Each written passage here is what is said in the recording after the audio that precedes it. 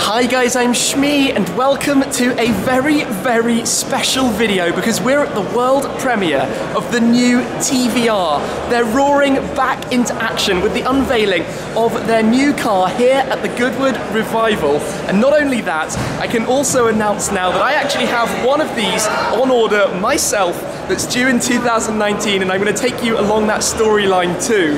Now, I've been to the Depositors preview before now. I've had a glimpse at the car in its prototype state, but unveiled here for the first time, we are going to see it in all its glory. What we know at this point is a naturally aspirated V8 up front, rear-wheel drive, a 6-speed manual gearbox, and a car that is really going to be rather fun to drive. But this will be our first look at it, as well, of course, as my announcement of a future Shmeemobile. So I'm looking forward to seeing this. The covers will come off. Edgar, the chairman, is here to do the honours. Let's have a look at what's going on, then I'll show you around the new TVR. 4 years ago we bought TVR, and they said, you know, it's not going to be easy. I said, how hard could it be? Velvet, cheesy leader.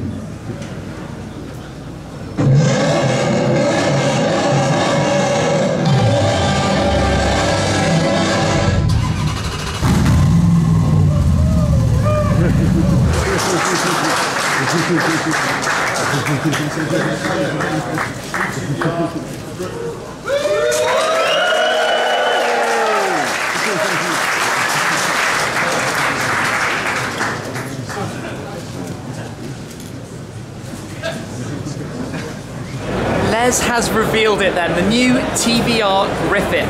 They've resurrected the Griffith name. It's a historical, traditional name for TVR. It's over a decade since their last car, so 4 years working on this, in partnership also with Gordan Design and with Cosworth for the power plant. But we're going to take a look now, head on in and take a good look around it as best as I can. There's a pretty big crowd here for the unveiling, but let's get straight to it and show you this new beast. Here we go then. This is the full production-ready version of the launch edition for the TVR Griffith. It's priced at just under £90,000, so very solidly in sports car territory. But let's run over some of the headline details. And firstly, it's developed by TVR in partnership with Gordan Design and also with Cosworth for the engine. Let's talk about that engine up here. Mid front mounted 5-litre naturally aspirated V8, 500 horsepower. Now the chassis and tub for the car make it just 1250 kilos, 1,250 kilos, thanks to a partnership with Gordan Design and the first integration of their new iStream chassis, so steel tubes with carbon panels fitted between them. So incredibly light, 400 horsepower per ton, making it pretty impressive when you consider the price point. In terms of design, it's very traditional TVR. You can look at it straight away and recognize some shapes and styling cues. It's got a very wide open front. The bonnet opens up towards the front end, 19-inch wheels at the front, 20-inch at the rear, but most importantly also 6-speed manual gearbox in there. So it mates a naturally aspirated engine with rear-wheel drive, with manual driver involvement, with the ability to turn everything off, and a car that I think looks really quite cool. It's developed, or designed I should say, by David Seesing at Gordan Design, acting between Gordan Design and with TVR to create all the shapes and elements. You've got a side exit exhaust out here, you've got nice shapes that we'll look at in more detail as we go around it. You've got airflow in through the underneath parts of the front headlights. Again, quite cool design, subtle but practical. It has ground effects as well. The previous car to have ground effects was the McLaren Mercedes SLR, and of course the Gordan name you know from the legendary McLaren F1 as well, so quite some history back there. Let's head round to the rear though, because I think the rear looks really quite nice as well. Around the back is, in my opinion, the best angle of the car, and it's actually quite compact. So if you compare the dimensions to a 911, it's 18 centimeters shorter, 5 centimeters lower, 4 centimeters narrower, and just look at the way it's designed. And if we come straight down here at the very back, the scale of that diffuser is crazy. So the car has ground effect, giving it lots and lots of downforce. It will stick and drive really rather well. And by not having the exhaust pipes back here due to their positioning up there on the front fender behind the front wheel, front axle, it gives a very clean view. And you've got this spoiler on the deck lid that's sitting in the raised position but would otherwise head down and sit flush. It's about 10 centimeters or so raised up. And then as we come round to either side, brake lights, very cool design as well. And again, there's airflow out of the car here behind, allowing the swelling air from the wheels to flow out the back of the car. And the wheels have this almost twin spoke design, but we'll come in close and see that in a little bit more detail in a moment. But it's very, very clean and smooth in terms of the style and design. The roof has a slight bubbling to it on each side above the driver and passengers' heads, which gives a nice shape as well. Design-wise, I think it's a very all-round package. Front to back, it looks rather remarkably clean and well integrated. And that's just from the outside, and this colour is of course great as well. Anyway, let's head on to the stand and get a closer look. Up on the stand then, let's come around a little bit more closely, and I'm going to start inside the rear window here actually. The Griffith badge on the deck. It's actually quite a large piece of glass back there for the window, but the colour under the lights here, the candy apple red, volcano red, this pearlescent multi-layer paintwork is beautiful. Look at this as a specification. But let's just get a quick glimpse at the interior. I'll come and show you this again in a little bit more detail, but very futuristic, very nicely designed, and it looks very open. The amount of glass is really quite impressive. You've probably got quite good visibility driving in the car. If I come down here to the side, the Gordan Murray design emblem being worn on the flanks behind this aerodynamic side skirt with the exhaust towards the front. But coming further forwards just for the moment, the Griffith emblem worn on the sides, that side exit exhaust pipe that we heard briefly earlier. Very, very cool sound. And at the moment, the bonnet is open, so pivoted around the front edge of the car. Always cool to have that on cars, but let's come in and have a quick glance here at the Cosworth 5-litre naturally aspirated V8. So an engine developed on top of the block from a Ford Mustang, familiar engine, but now with 500 horsepower rather than the lower 400s found before now. Now also these vents I noticed for cooling in towards the car, for the exhaust perhaps, which are obviously located down there. 50-50 weight distribution by having the engine placement up here. I rather like this wheel design. So the 19 inches at the front with the AP Racing steel brakes that you can see through, and then 20-inch wheels towards the rear. Traditional TVRs have the button to open the doors on the underside of the mirrors, but I haven't seen if it's there on this car. But let's glance inside here and have a little look at the interior of the car. And the first thing is it's really cool at this price point to have those full digital displays. I'll go around to the driver's side to see that a little bit more. But you've got the gear stick mounted for driver focus where it should be. Some very supportive looking seats with harnesses. Notice that this car is fitted with 4-point harnesses inside. Oh, there we go. Door open, thank you very much. Have a proper look at the inside over the TVR Griffith side step. Just glance around, it's very, very futuristic. You can see through the back there a little bit of storage you've got just through here, but the buttons and the way they're located around the driver's side, I'm going to have to head around and show you in more detail. But the central console and navigation system, super futuristic, but also very traditional with TVR, right? You can see how it harks back and pays tribute to the older cars, very in keeping with their design structure. If we look through, lovely view straight through there as well.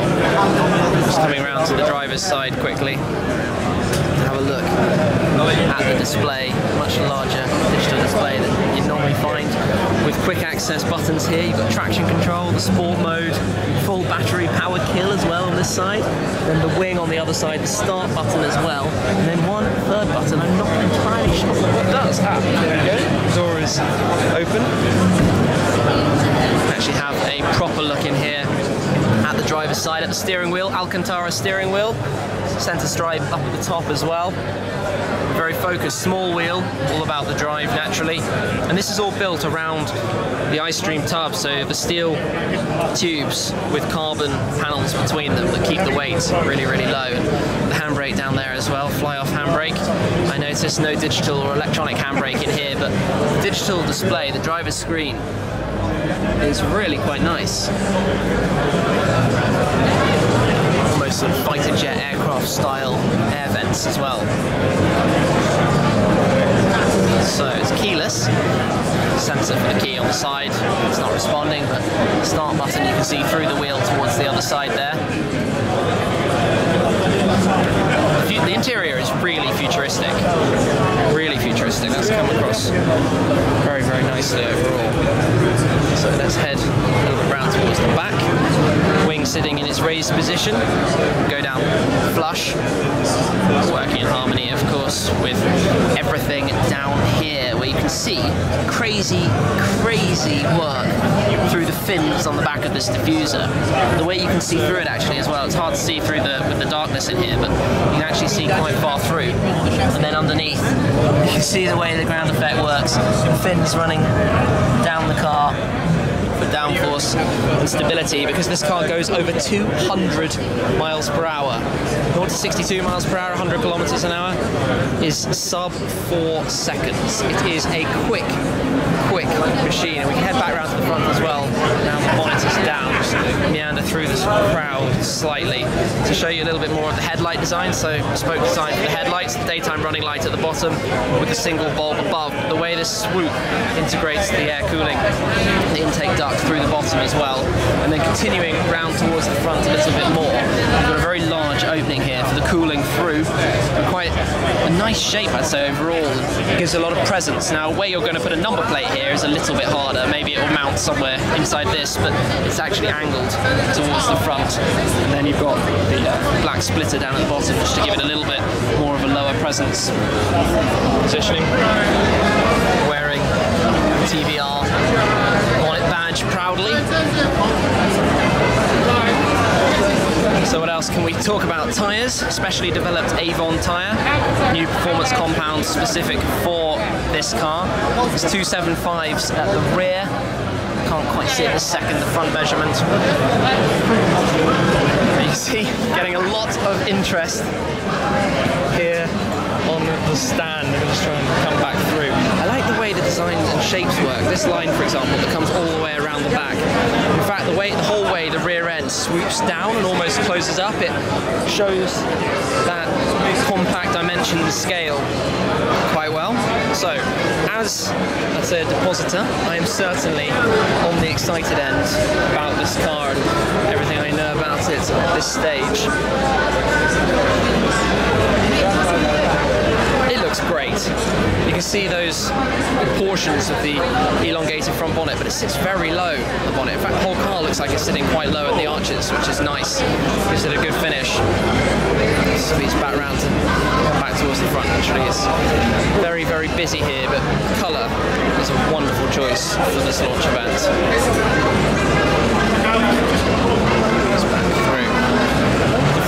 It's remarkable how they've achieved this. They've come with a car, yes, they've worked on it for 4 years, but to introduce this in what is effectively a new company as the first outing is really something very impressive. It's very connected, it seamlessly works through as one design, it fits together very neatly. And it's the new Griffith. The dashboard and navigation system are running a little demonstration, so you can see the rev counter and speedometer doing its thing over there. It's quite a unique design they've got set up for that. The temperature gauges on each side, and no doubt you can configure it and show other information as well, but heading up towards top speed of 200 miles an hour there. Breaking down, it's quite nice. And then over on the entertainment system there, you can see the navigation system as well, which I believe has Apple CarPlay and Android Auto functionality too. This is a sample of Gordon Murray's iStream chassis. So you've got the steel structure with the carbon panels that are painted, but you can see some of the carbon weave through that make up the very lightweight element of the chassis and tub of the car, and what help it to keep such a reduced weight. Then here we can take a closer look at that Cosworth 5-litre V8 lump with the carbon fibre trim on the top of it as well, but it's been modified slightly to make it sit lower than it does in the Mustang, allowing the car to have lower centre of gravity, and of course slightly better for driving as well. see a little bit around there. Then back here, we have a potential racing livery for a car, and this was the concept body mould for TVR Griffith back when it had no name, and we went to a preview as depositors and got to see a little bit more about it, but maybe there's some racing in the future like in the days of the past, and Edgar himself is a man with some racing interests in his history, so it'll be interesting to see what they do there. But this is quite an exciting day for me, the first look in detail and on camera, on video of the new TVR Griffith, the future Shmeemobile in the car I am very excited to share the adventure and journey to in the future. So it's a big thanks also to Top Cats Racing, who I visited before and filmed before, who have been involved in my car, in my future car, so I'll put their link down below as well, so check them out, really appreciate it. They work on TVRs. But it's a popular car here at the Goodwood Revival for very good reason.